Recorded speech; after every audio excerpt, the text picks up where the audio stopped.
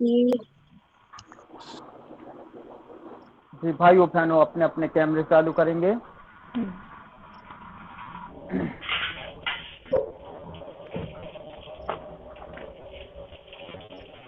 Hallelujah. Hallelujah. जी भाइयों बहनों, अपने अपने कैमरे चालू करें। फिर हम वचन की ओर चलेंगे।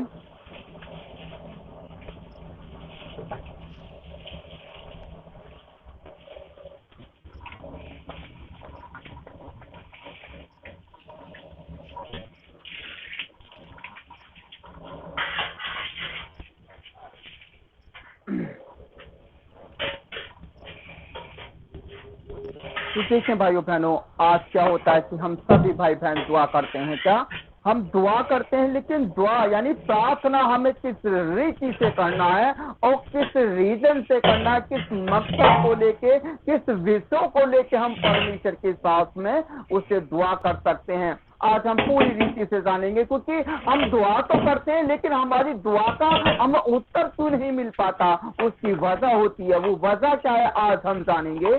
जैसे कि आज का जो हमारा टॉपिक है वो है क्या, प्रार्थना कैसे करें। हालेलुया। हालेलुया।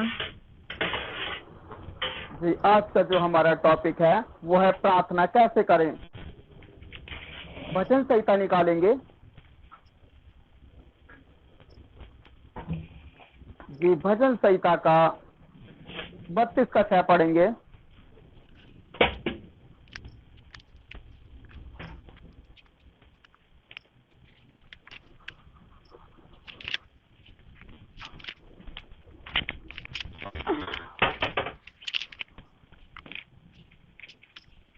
इस कारण हर एक भक्त तुझसे ऐसा समय में प्रार्थना करें जबकि तू मिल सकता है। निश्चय जब जल की बड़ी बाढ़ आए तो भी उस भक्त के पास न पहुंचेगी। हालेलुया। हालेलुया। परमेश्वर आपको आशीष दे। देखिए भाइयों बहनों, परमेश्वर का वचन क्या कहता है। इस कारण क्या, इस कारण हर एक, एक नहीं हर एक भक्त मुझसे क्या, तुझसे। हालेलुया। इस कारण हर एक भक्त तुझसे ऐसे समय में प्रार्थना करे। कैसे समय में, कि वो परमेश्वर हमें मिल सके या हम उसे मिल सके। लेकिन क्या होता है, इस सबसे अधिक महत्वपूर्ण बात यह होती है कि हमें जो प्रार्थना करना है। देखिए, ये तो लोगों के विषय है। कोई मॉर्निंग में करता है, कोई दोपहर में करता है, कोई शाम को करता है। प्रार्थना तो जब हमें समय हो तभी हमें करना चाहिए, ये बात सच है। लेकिन प्रार्थना का जो सही विषय होता है क्या, यहोवा परमेश्वर कौन सी घड़ी इस पृथ्वी पर आता है। देखिए, परमेश्वर हमारे कामों को, हमारे विषय को, हमारे माइंडों को, हमारे हृदय को वो जानता है। लेकिन आपको यह भी पता होना चाहिए, क्योंकि परमेश्वर 24 घंटे के अंदर क्या, भोर से पहले और अंधकार के बाद, क्या अंधकार के बाद और भोर से पहले वो यहोवा परमेश्वर अपने आकाश को छोड़कर पृथ्वी पर आ जाता है। लेकिन जिस समय वो पृथ्वी पर आता है उस समय हम सो रहे होते हैं।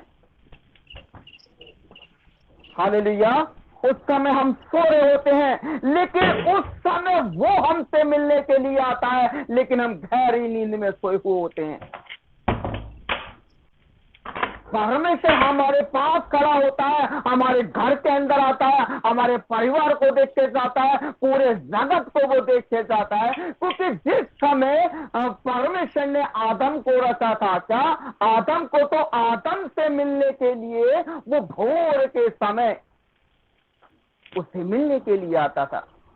ये नहीं है कि व्यवस्था को अगर हम देखते हैं तो व्यवस्था कुछ कहती है, लेकिन नया नियम कुछ कहता है। क्योंकि व्यवस्था क्या है, व्यवस्था एक अधूरी है।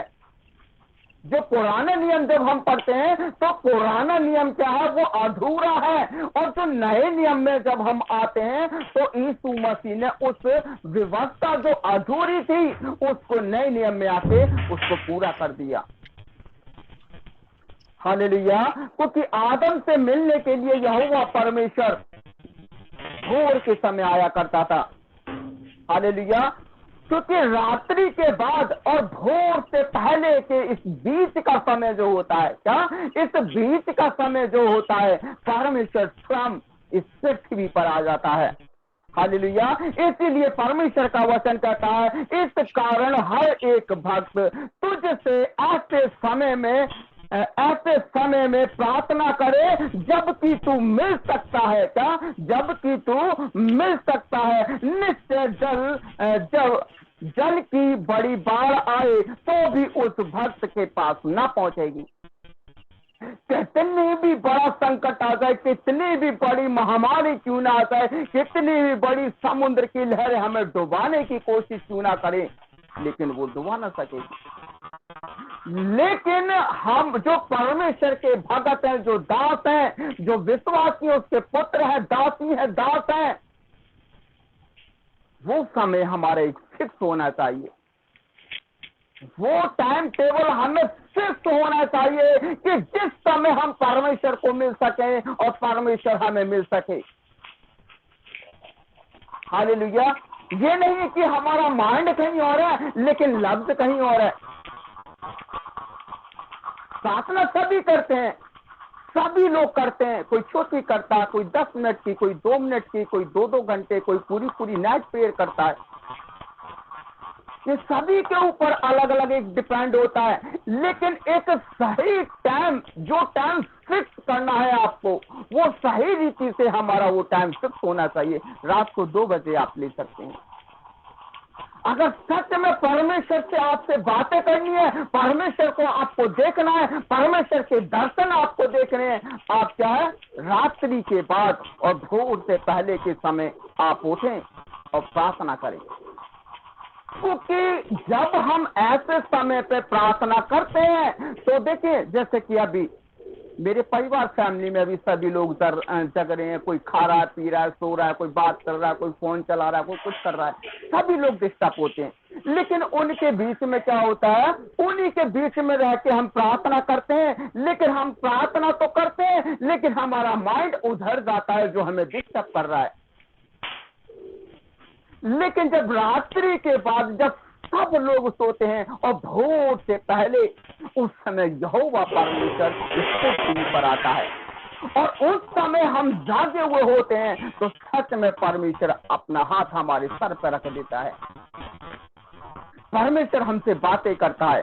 सच में धन्य है वे लोग जो उस परमेश्वर से बातें करते हैं, उसके लिए उससे दुआ करते हैं और वो उनकी सुन के उनको उत्तर देता है। लेकिन हम प्रार्थना करते हैं जल्दबाजी में, जैसे कि अगर हम ज्यादा प्रार्थना करेंगे तो पता नहीं हमारा कितना नुकसान हो जाएगा या पता नहीं क्या हो जाएगा। या हो सकता है कि शैतान की बाधा ऐसी हमारे बीच में आ रही है जो हमें प्रार्थना करने से रोक रही है। इसलिए हम परमेश्वर से प्रार्थना उस जिस रीति से होनी चाहिए उस रीति से हम प्रार्थना नहीं कर पा रहे हैं। प्रार्थना कर रहे हैं लेकिन आत्मा में भर के, क्या आत्मा में भर के हर एक गलत सोच विचारों को दूर करके अपने आप को क्लीन करके हमें उससे प्रार्थना करना है। हालेलुया। जैसे परमेश्वर का वचन कहता है, इस कारण हर एक भक्त, एक नहीं हर एक, जितने भी परमेश्वर के भक्त हैं, हर एक तुझसे ऐसे समय में, देखिए ऐसे समय में प्रार्थना करे जबकि तू मिल सकता है। क्योंकि परमेश्वर हमें किस समय पूरी रीति से, सच में यहोवा परमेश्वर उसका तेज, एक प्रकाश, अगर देखें ये बात रियल है कि हम उस परमेश्वर को, उस खुदा को नहीं देख पाएंगे लेकिन उसके प्रकाश को, उसकी झलक को हम जरूर देख पाएंगे। लेकिन वो उस समय देख पाएंगे जिस समय वो पृथ्वी पर आता है।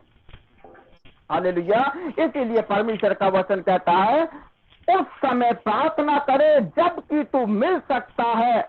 निश्चय जब जल की बड़ी बाढ़ आए तो भी उस भक्त के पास ना पहुंचेगी, क्योंकि नाइट पीरियड, देखिए नाइट पीरियड एक ऐसी होती है जो भोर से पहले और अंधकार के बाद जब हम बैठते हैं, जितनी भी शैतानी ताकतें होती हैं वो सभी उजागर हो जाती हैं, जितने भी शैतान होते हैं सब उठ खड़े होते हैं, लेकिन उन्हीं शैतानों के बीच परमेश्वर भी इस पृथ्वी पर आता है। हालेलुया। क्योंकि भोर के समय परमेश्वर एक बार जरूर पृथ्वी पर आता है। हालेलुया।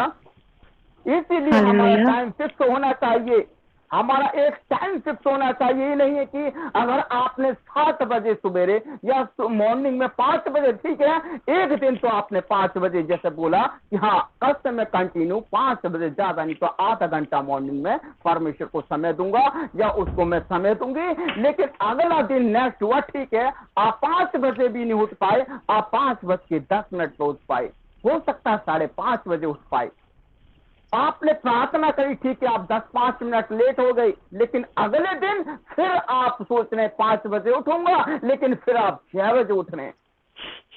अगले दिन फिर आपने कोशिश करी कि हाँ मैं अब से 5 बजे उठूंगा, लेकिन फिर आपने आधा घंटा और बढ़ा दिया, 6:30 बजे उठ रहे हैं। तो कहां से परमेश्वर को आप समय दे पाए?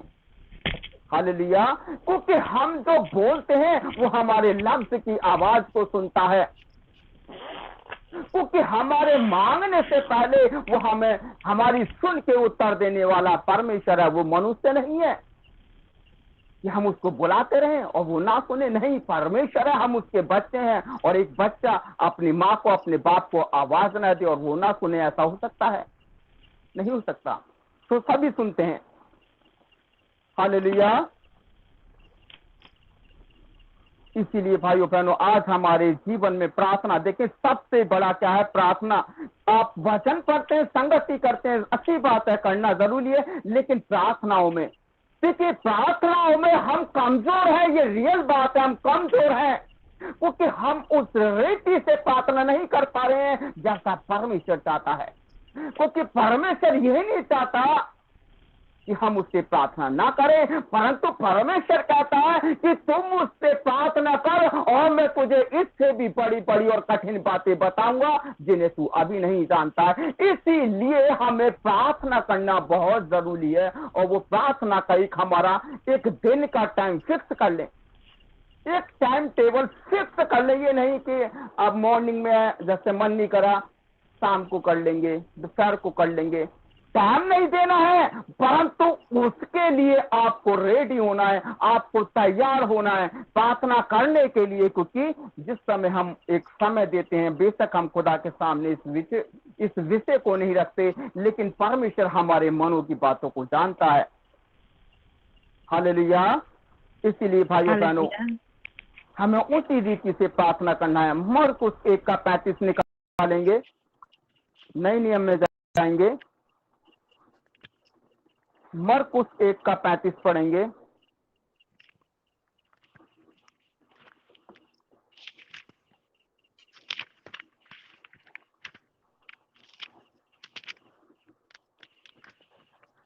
जब वह मिला तो उससे कहा कि सब लोग तुझे ढूंढ रहे हैं। हालेलुया। जी सिस्टर, आप मरकुस 1 अध्याय इसका 35 वचन पढ़ें। भोर को दिन निकलने से बहुत पहले वह उठकर निकला और एक जंगली स्थान में गया और वहां प्रार्थना करने लगा। हालेलुया। हालेलुया। परमेश्वर आपको आशीष दे। देखें, यीशु मसीह, हम तो बहुत बाद की चीज है क्या? हम बहुत बाद की चीज है, क्योंकि हम एक अंधकार से भरे हुए थे, पाप से भरे हुए थे, शैतानी ताकतों के अंदर जकड़े हुए थे। लेकिन जो खुदा का बेटा, जो राजा का बेटा होते हो भी वो हमारे लिए कंगाल बना। हालेलुया। जो राजा का बेटा होते हुए भी वो हमारे लिए कंगाल बना, वो राजा का बेटा होते हुए भी वो खाली स्थान में जाया करता था। कब? जैसे परमेश्वर का वचन कहता है, यानी यीशु मसीह। और भोर के दिन क्या? और भोर को दिन निकलने से पहले क्या? भोर को दिन निकलने से बहुत पहले। यहाँ क्या लिखा हुआ? बहुत पहले। ये नहीं है कि अगर 5 बजे दिन निकलता है तो कुछ से 10-5 मिनट पहले, नहीं, बहुत पहले।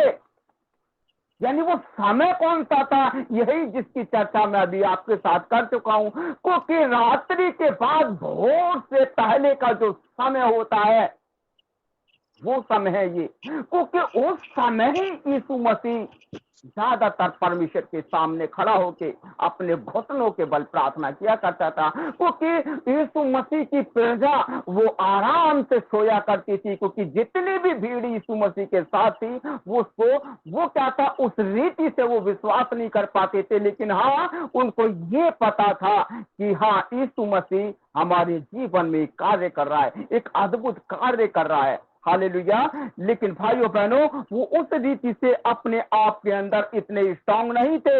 लेकिन यीशु मसीह, उन लोगों को नहीं पता था कि यीशु मसीह उन सभी के लिए, पूरे जगत में जितने भी मनुष्य हैं उन सभी के लिए दुआ करता है। जैसा लिखा हुआ है, और भोर को दिन निकलने से बहुत पहले। क्या लिखा हुआ है? भोर को दिन निकलने से बहुत पहले वह उठकर, क्या हुआ? वह उठकर निकला और एक जंगली, देखें, और एक जंगली स्थान में गया और वहां प्रार्थना करने लगा। हालेलुया। वहां प्रार्थना करने लगा।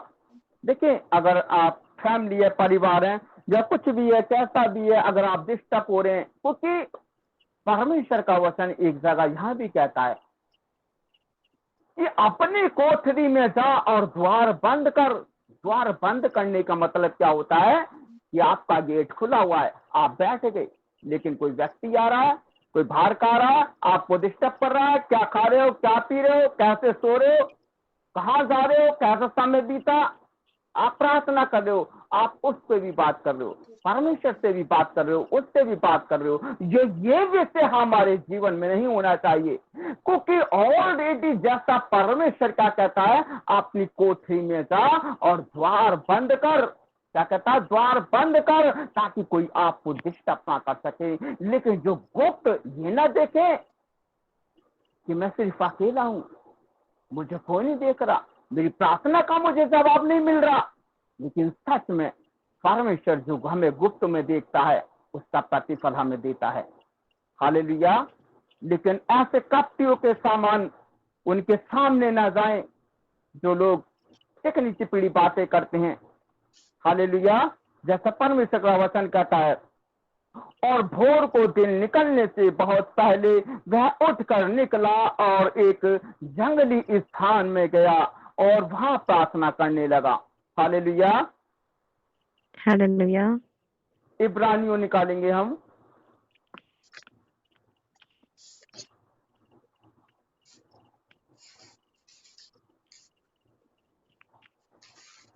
इब्रानियों 5 का निकालेंगे, 5वां अध्याय, इसका 7 से 8 पढ़ेंगे। यीशु ने अपनी देह में रहने के दिनों में ऊंचे शब्द से पुकार पुकार कर और आंसू बहा बहा कर उससे, जो उसको मृत्यु से बचा सकता था, प्रार्थना और विनती की, और भक्ति के कारण उसकी सुनी गई।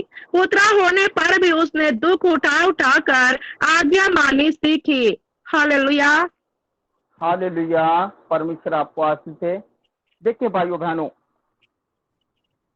परमेश्वर का वचन क्या कहता है? उसने अपनी देह में रहने के दिनों में, क्योंकि यीशु मसीह क्या था? यीशु मसीह एक आत्मा में, ये आपको फिर भी बता सकता हूँ, यीशु मसीह एक आत्मा है जो पवित्र आत्मा है, क्योंकि पिता पुत्र पवित्र आत्मा ये एक है।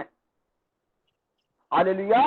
लेकिन वो क्या था? यीशु मसीह जो पृथ्वी पर आया था वो देह धारण करके आया था, यानी जैसे हम एक शरीर में, मांस में, लहू में है, उसी तरीके से यीशु मसीह पृथ्वी पर आया था। जैसे लिखा हुआ है, उसने अपनी देह में रहने के दिनों में, क्योंकि जो यीशु मसीह उन दिनों में अपनी देह में रहता था, यानी शरीर से वो चलता था, हालांकि वो एक आत्मा था। लेकिन वो मानव रूप लेकर वो इस पृथ्वी पर आया जो कुंवारी मरियम से उत्पन्न हुआ। जैसा लिखा हुआ, उसने अपनी देह में रहने के दिनों में ऊंचे, देखिए ऊंचे शब्द से पुकार पुकार कर और आंसू बहा बहा कर, क्या ऊंचे शब्द से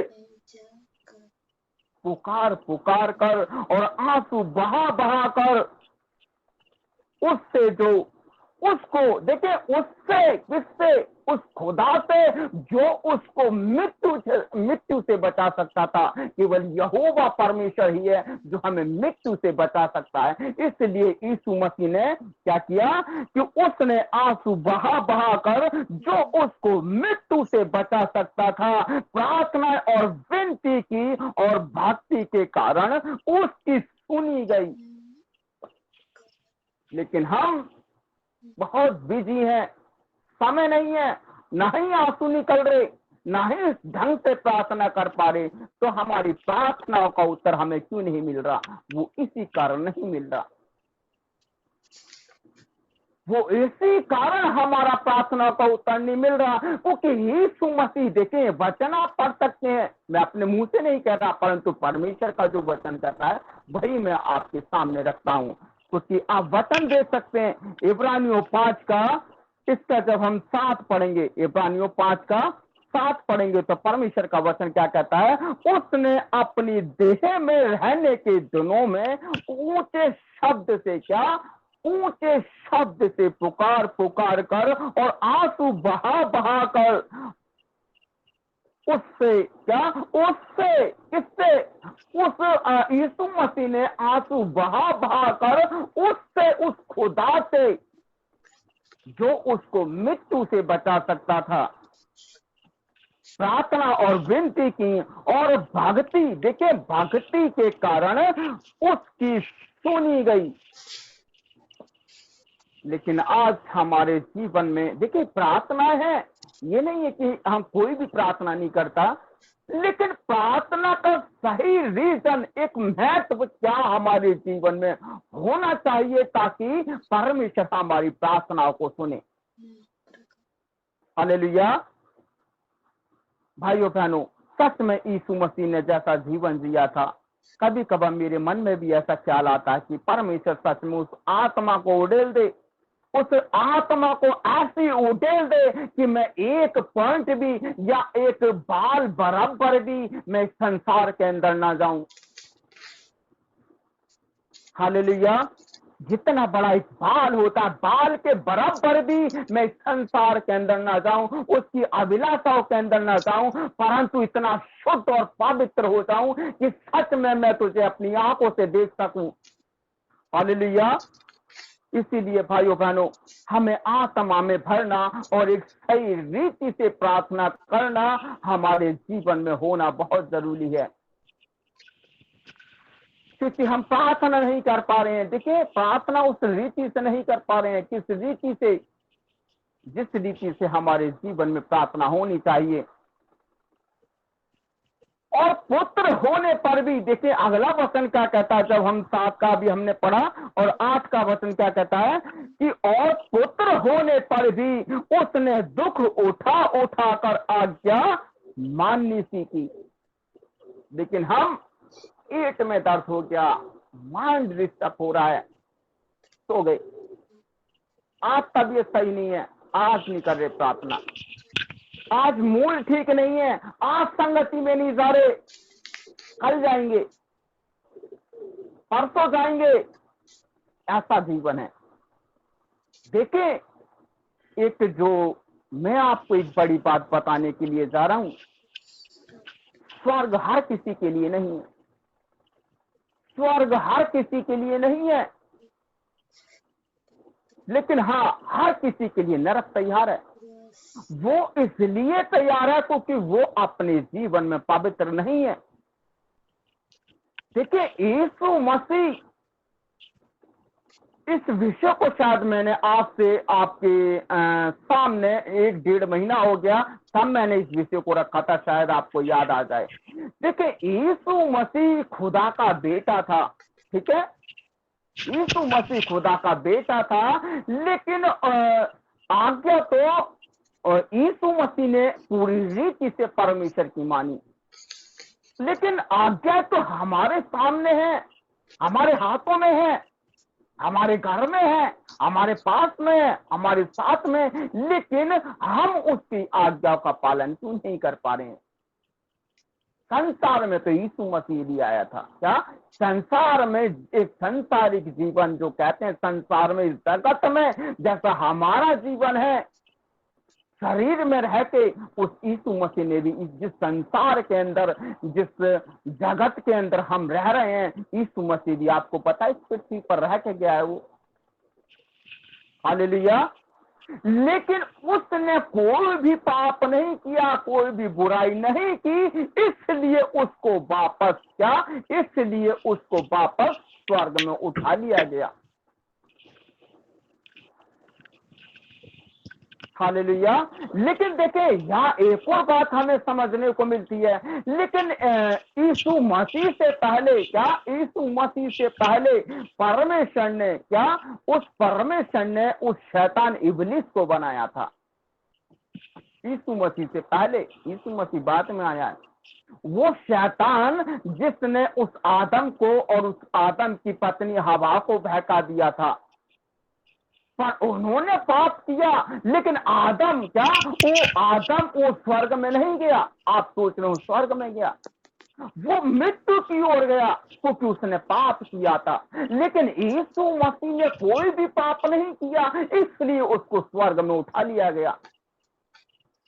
लेकिन आज हमारे जीवन में पाप है और आप लालसा करते हैं स्वर्ग जाने की, तो बिल्कुल नहीं जा सकते। ये मैं कह रहा हूं, बिल्कुल नहीं जा सकते। ये आपकी भूल है। अगर आपकी भूल है, आपको खुद देखनी है, तो आप अपने आप को परख के देख लें कि हम उस लायक हैं, क्योंकि परमेश्वर का वचन कहता है कि मैं पवित्र हूं और तुम भी पवित्र बनो। क्या उस रीति से हम पवित्रता का एक जीवन जी पा रहे हैं, या हम वैसे ही हंसी ठट्टे करने वालों का टाइम पास करने के लिए सिर्फ आते हैं, चले जाते हैं?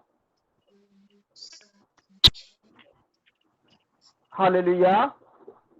लेकिन आज कोई दर्द पीड़ाओं से जूझ रहा है, कोई बीमारी से जूझ रहा है, लेकिन आज परमेश्वर ने हम सबको एक जगह इकट्ठा किया। किस लिए किया? कि हम एक दूसरे का भार उठा सकें। तो हम एक दूसरे का भार उठा सकें, एक दूसरे की सहभागी हो सकें, एक दूसरे के लिए प्रार्थना कर सके। देखिए, जब हम दूसरों के लिए प्रार्थना करते हैं, तो सच में हमें खुद को प्रार्थना करने की जरूरत नहीं पड़ती, क्योंकि परमेश्वर कहता है कि तू प्रार्थना कर जिससे तू भला चंगा रहे। लेकिन आज हम दर्द में, पीड़ाओं में, बीमारियों में, परेशानियों में, लाचारियों में, दुर्बलताओं में घिरते जा रहे हैं, आगे बढ़ने की कोशिश ही नहीं कर पा रहे हैं।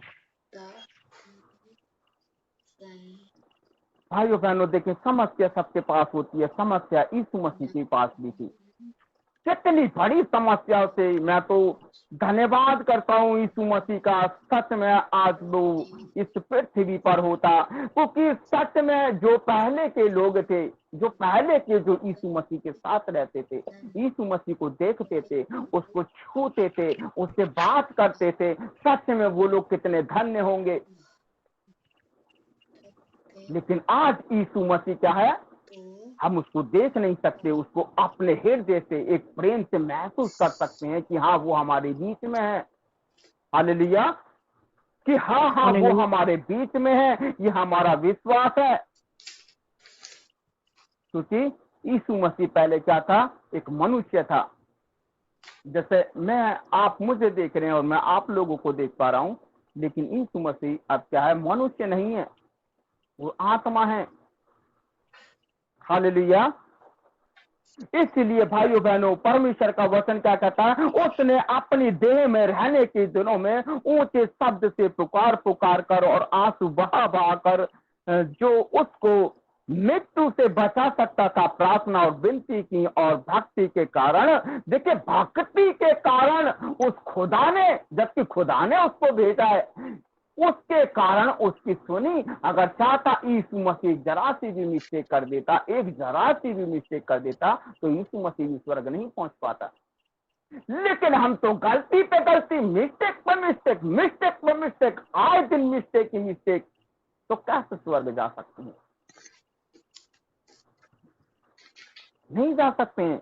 लेकिन सच में कितना भयानक दिन होगा, कितना भयानक दिन होगा जब परमेश्वर के सामने हर एक मनुष्य, जितने भी जगत के अंदर है, संसार के अंदर है, सभी को उस जगह पे खड़ा किया जाएगा न्याय के दिन। या तो आप एक अनंत जीवन के अंदर प्रवेश करेंगे, या फिर आप एक अनंत काल की ना बुझने वाली आग, उसके अंदर प्रवेश करेंगे।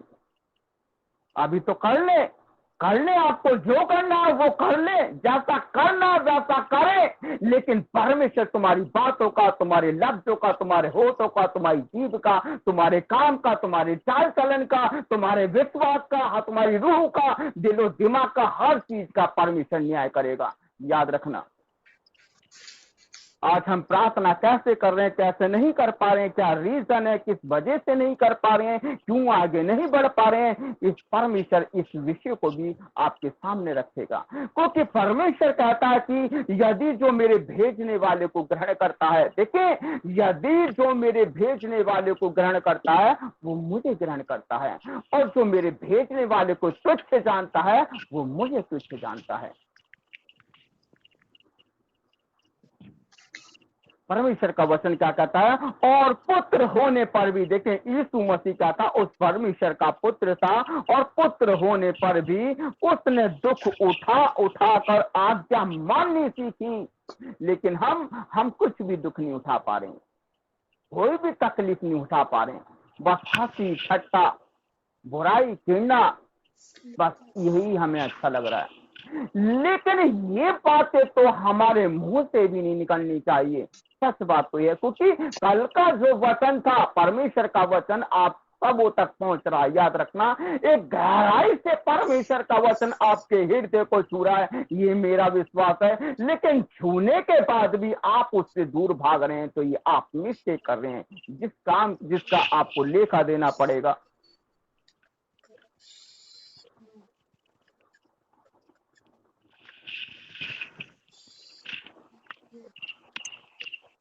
हालेलुया। हम मत्ती में चलेंगे,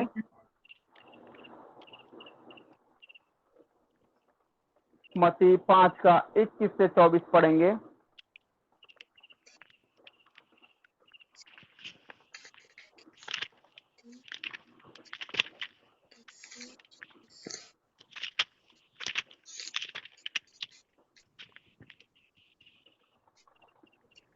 तुम सुन चुके हो कि पूर्व काल के लोगों से कहा गया था कि हत्या न करना, और जो कोई हत्या करेगा वह कचहरी में दंड के योग्य होगा। परंतु मैं तुमसे यह कहता हूँ कि जो कोई अपने भाई पर क्रोध करेगा वह कचहरी में दंड के योग्य होगा, और जो कोई अपने भाई को निकम्मा कहेगा वह महासभा में दंड के योग्य, और जो कोई अरे मूर्ख वह नरक की आग के दंड के योग्य होगा। हालेलुया। हालेलुया।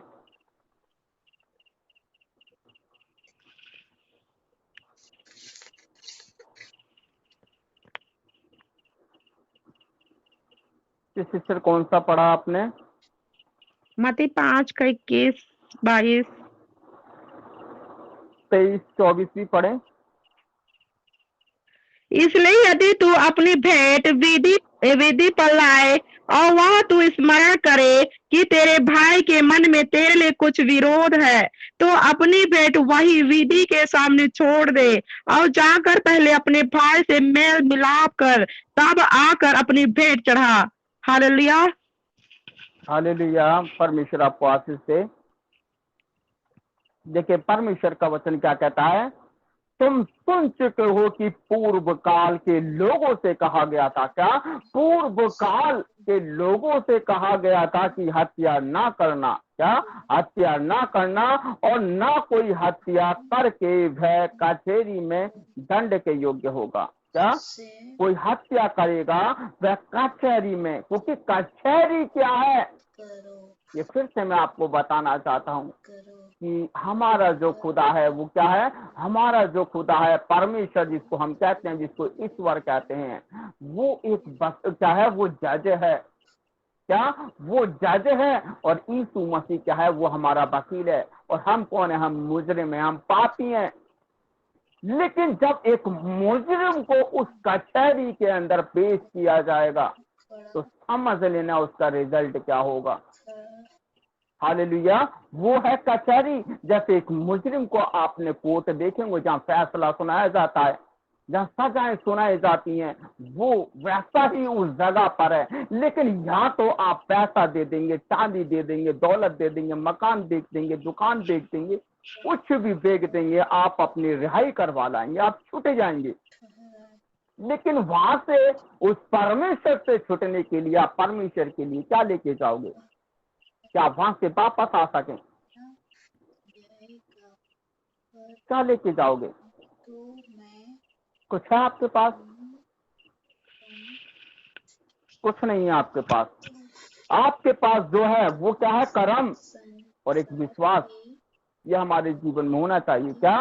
विश्वास उस खुदा पर करना चाहिए। और उस खुदा के जब हमारा इतना विश्वास होता है, उसी विश्वास के जरिए क्या उसका हमें एक कर्म भी, उस परमेश्वर का कार्य भी हमें करना चाहिए। अगर विश्वास और कर्म हमारे जीवन में है तो सच में परमेश्वर को कुछ भी बताने की, कुछ भी दिखाने की जरूरत नहीं है।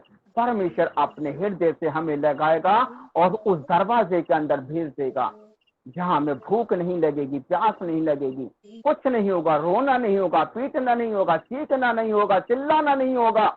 एक उस जगह पे भेज देगा परमेश्वर। लेकिन जब ये सब चीजें हमारे अंदर नहीं होंगी तो परमेश्वर कहाँ भेजेगा आपको? जहाँ परमेश्वर की आपको जरूरत नहीं है, परमेश्वर की आज्ञा मानने की आपको जरूरत नहीं है। तो ऐसी आज्ञा ना मानने वाले लोगों के लिए परमेश्वर उस अंधकार, देखिए जो नरक है, वो नरक एक इस जगह पर बनाया गया है।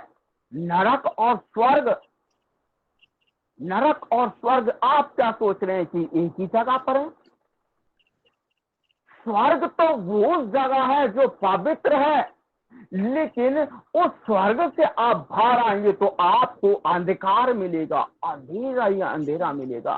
उस अंधकार के बराबर में जिसको कहते हैं कि एक अंधकार के सामने, उसके साथ में वो धधकती हुई झील है, जहाँ पे उन लोगों के लिए परमेश्वर ने तैयार करी है जिन लोगों के जीवन में परमेश्वर की आज्ञाएं नहीं है, परमेश्वर की वाचा नहीं है, परमेश्वर की दुआ प्रार्थना नहीं है। लेकिन परमेश्वर जैसा पवित्र है, उनका जीवन पवित्र नहीं है। उन लोगों के लिए वो जगह तैयार कर दी है परमेश्वर ने। हालेलुया। इसीलिए परमेश्वर का वचन क्या कहता है? तुम सुन चुके हो कि पूर्व काल के लोगों से कहा गया था कि हत्या न करना, और जो कोई हत्या करेगा और वह कचहरी के दंड के योग्य होगा। परंतु मैं तुमसे कहता हूं कि जो कोई अपने भाई पर क्रोध करेगा, क्या जो कोई अपने भाई पर क्रोध करेगा वह कचहरी में दंड के योग्य होगा। और जो कोई अपने भाई को निकम्मा कहेगा वह महासभा में दंड के योग्य होगा। और जो कोई कहे कि अरे मूर्ख, वह नरक की आग के दंड के योग्य होगा। क्या? अरे मूर्ख, जो क्या कहता है? कोई कहे अरे मूर्ख, वह नरक की आग के दंड के योग्य होगा। इसलिए यदि तू अपनी भेंट वेदी पर लाए, देखिए परमेश्वर का वचन क्या कहता है? हम अपने घर में, परिवारों में चिड़चिड़ाहट है, करवाहट है, जल रहे, फुक रहे हैं। एक हमारे जीवन में ऐसा हो रहा है। लेकिन हम चर्च में जाते हैं, कुछ भी हम देते हैं, 10 रुपए, 5 रुपए, 2 रुपए, जो भी देते हैं हम, 10, 20, 50, 100 जितने भी हम देते हैं, कि परमेश्वर की एक वेदी किसको कहा जाता है? जिस जगह पर चर्च लगता है, क्या उसको बोलते हैं वेदी। जहाँ परमेश्वर का आत्मा उतर के आता है वो होती है वेदी। क्या कहता है परमेश्वर का वचन?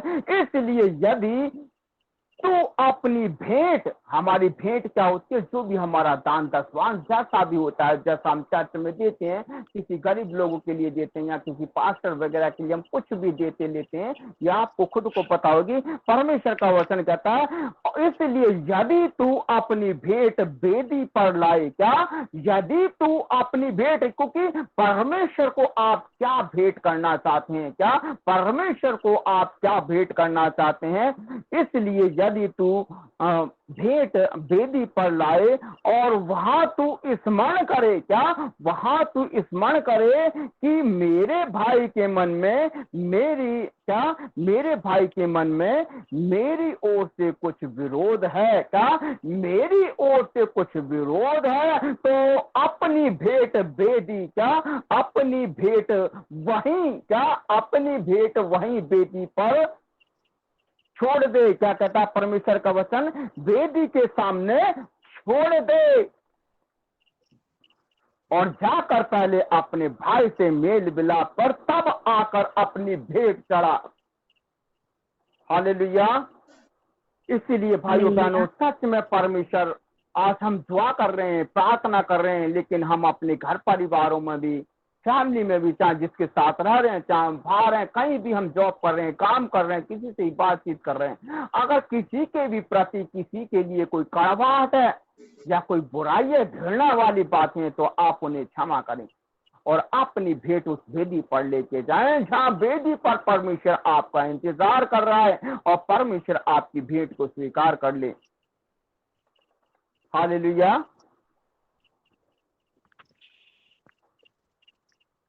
हम लूका निकालेंगे,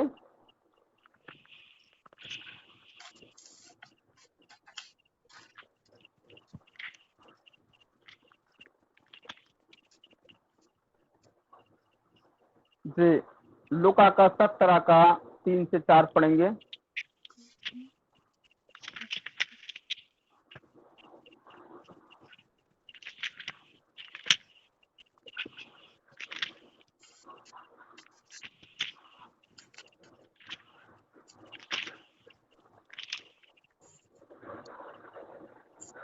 लूका 17 का 3 से 4 पढ़ेंगे।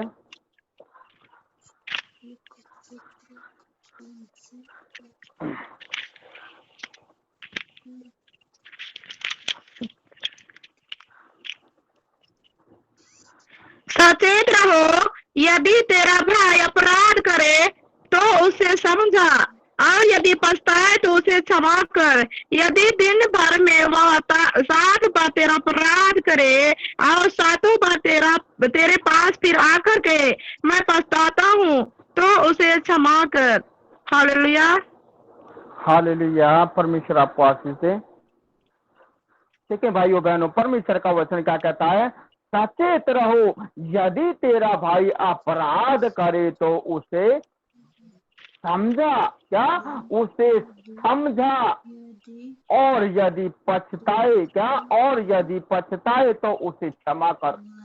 क्या, यदि वो पछताए तो उसे क्षमा कर, क्योंकि जैसे कहते हैं कि हम उससे पाप हुआ, एक पछतावा होता है। यदि हमारा भाई या कोई भी घर फैमिली में कुछ भी अगर हम उसे पछतावा हो रहा है कि हाँ मैंने ऐसा गलत किया, तो आपको क्या करना, उसको वही क्षमा कर दें कि कोई बात नहीं, ठीक है, परमेश्वर आपको क्षमा करे, मैंने भी आपको क्षमा कर दिया। हालेलुया। क्या कहता परमेश्वर का वचन, सचेत रहो, यदि तेरा भाई अपराध करे तो उसे समझा, और यदि पछताए तो उसे क्षमा कर। यदि दिन भर में वह 7 बार तेरा अपराध करे, क्या, दिन भर में 7 बार तेरा अपराध करे और 7 बार तेरे पास फिर आकर कहे कि मैं पछताता हूँ, तो उसे क्षमा कर। क्षमा करना हमारे जीवन में सबसे बड़ी बात है कि कोई हमारे साथ इतने बड़े बड़े घिनौने काम कर रहा है, हमारे लिए घात लगा रहा है, हमारे लिए बुराई कर रहा है, हमसे घृणा कर रहा है, हमसे भेदभाव कर रहा है, लेकिन हमें उसे क्षमा करना है, क्योंकि परमेश्वर जब तक का हम किसी के अपराध क्षमा ना करेंगे, क्या, तो परमेश्वर भी हमारे अपराधों को क्षमा नहीं करेगा। याद रखना भाइयों बहनों, इसलिए हम किसी के अपराधों को अपने हृदय के ऊपर ना रखे घूमे, अपने शरीर पे लाद के ना घूमे, क्योंकि उन सभी अपराधों को उतार दें, हालेलुया, और परमेश्वर के हाथों में दे दें।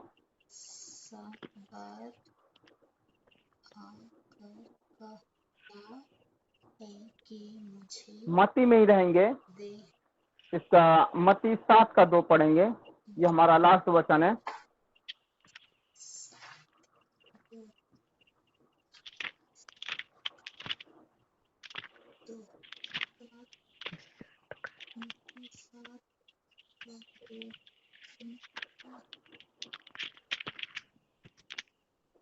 क्योंकि जिस प्रकार तुम दोष लगाते हो उसी प्रकार तुम पर भी दोष लगाया जाएगा, और जिस नाप से तुम नापते हो उसी नाप से तुम्हारे लिए भी नापा जाएगा। हालेलुया। हालेलुया, परमेश्वर आपको आशीष दे। देखिए भाइयों बहनों, परमेश्वर का वचन क्या कहता है, क्योंकि जिस प्रकार तुम दोष लगाते हो किसी पर भी, क्या, जिस प्रकार तुम दोष लगाते हो उसी प्रकार तुम पर भी दोष लगाया जाएगा, और जिस नाप से तुम नापते हो, क्या, जिस नाप से तुम नापते हो उसी नाप से तुम्हारे लिए भी नापा जाएगा। याद रखना, आप कहीं तक नहीं बच सकते, कहीं भी नहीं जा सकते, आपको पहुंचना उसी खुदा के पास है। लेकिन याद रखना, अपने आप को उस लायक बना लें, अपने आप को रेडी कर लें, अपने आप को तैयार कर लें, क्योंकि परमेश्वर का आगमन होने के लिए जा रहा है, क्योंकि हम अंतिम दिनों में, बहुत समय निकट है परमेश्वर का। ऐसा ना हो कि वो जब हमारे घृणित कामों को देखे, हमारी बुराइयों को देखे, हमारे लिए जो भी बातें उसने विशेष जो हमारे लिए रख रखी हैं, उन बातों को हमारे अंदर ना देखे, तो समझ लेना यीशु मसीह हमें लेके नहीं जाएगा साथ में। अगर यीशु मसीह अगर हमें साथ में नहीं लेके गया तो समझ लेना कि हमारा जीवन इस जीवन से भी ज्यादा लाख गुना, क्या, हजार नहीं, लाख गुना उससे भी ज्यादा बेहतर हो जाएगा, जो कोई भी हमें छुड़ाने और वहां से बाहर निकालने वाला भी नहीं होगा। हालेलुया। हालेलुया। आज तो हम थोड़ी सी दर्द पीड़ाएं, थोड़ी कठिनाइयां, परेशानियां, दिक्कतें, छोटी छोटी बातें, लेकिन जो धधकती आग होगी, समझ लें वो पीड़ाओं की आग होगी, पीड़ाओं की जो कभी बुझेगी नहीं, वो धधकती रहेगी। हालेलुया। इसीलिए भाइयों बहनों, हमें सही रीति से परमेश्वर से प्रार्थना करें, जैसे कि यीशु मसीह जब प्रार्थना किया करता था अपने पिता से, क्योंकि वही उसको मृत्यु से बाहर निकाल सकता था, इसीलिए वो रो रो के विनती कर करके प्रार्थना करता था, और लेकिन उसकी भक्ति के कारण उसकी सुनी गई। लेकिन हम भक्ति के कारण क्या है, देखिए, खैर मैं दोष नहीं लगाना चाहता, अगर मैं दोष लगा रहा हूं तो परमेश्वर मुझे क्षमा करे, क्योंकि हमारा समझाने का मतलब एक किसी को दोष लगाना नहीं, किसी को समझाने का मतलब किसी के दिल को ठेस पहुंचाना नहीं, परंतु उनको मजबूत करना, उनको स्ट्रॉन्ग करना, और ताकि वो अपने जीवन से एक सही रीति से अपने जीवन को जी सकें। हालेलुया। परमेश्वर आज के वचन के लिए आप सबको आशीष दे। हालेलुया। परमेश्वर के नाम की महिमा हो। परमेश्वर आपको बहुत आशीष दे और भी सेवा क्षेत्र में आगे बढ़ाए। तो प्रियो, आज आइए अपने घुटनों में आके परमेश्वर से दुआ करें कि जैसे प्रार्थना करना चाहिए वैसे रीति से हम प्रार्थना करें। सब मिल के बोलेंगे हालेलुया, हालेलुया, हालेलुया। यीशु मसीह की जय जय। यीशु मसीह की जय। धन्यवाद की हो जाएंगे। धन्यवाद मेरे सामर्थ्य, मेरे प्यारे प्रभु जी, आपके नाम की महिमा जय जयकार करते मेरे प्यारे पिता। हालेलुया। यहोवा मेरे प्यारे पिता, पवित्र परमेश्वर खुदावंत, मेरे प्यारे